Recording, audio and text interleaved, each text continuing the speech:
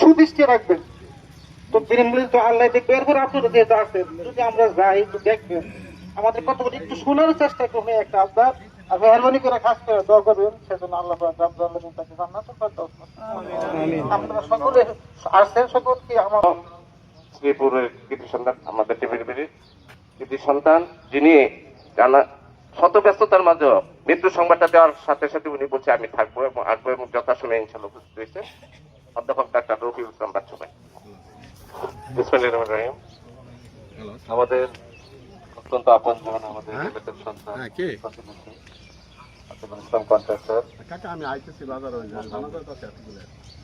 অত্যন্ত ভালো মানুষ ছিলেন। তো যেটা আমি জানতে পারলাম যে তার সাথে লেনদেন ছিল, তার কাছে কি কেউ কোনো টাকা পাবেন এরকম কোনো কেউ আছেন?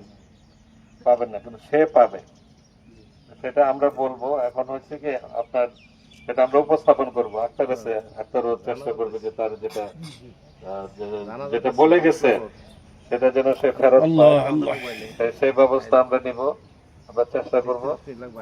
আর আমি তার মৃত্যুতে গভীর শোক প্রকাশ করছি, তার বিদেহী আত্মার মাগফিরাত কামনা করি এবং মহান রাব্বুল আলামিনের কাছে প্রার্থনা করি আল্লাহ যেন তার সকল দোষ ত্রুটি ক্ষমা করে তাকে জান্নাতবাসী করে।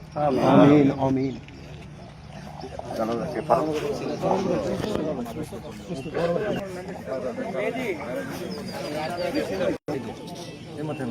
একটু পিছনে যাও যাবে না, মোটরসাইকেল সামনে একটু আগান সামনে।